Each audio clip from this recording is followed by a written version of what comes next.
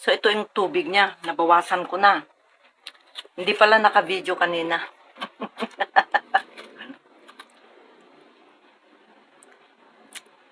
Matamis at masustansya. Ito yung tubig ng nyug, ah. So, ito yon. Kain tayo ng nyug. Masarap at masustansya. Hindi kasi naka-video kanina kaya nabawas-bawasan na. Masarap. Hindi naman siya yung matigas na katamtaman lang.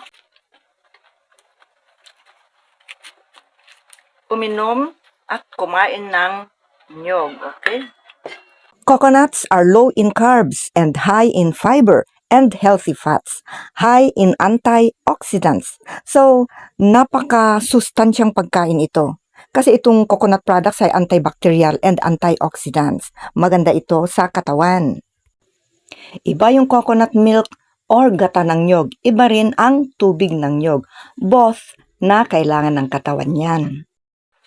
Okay, so, let's eat.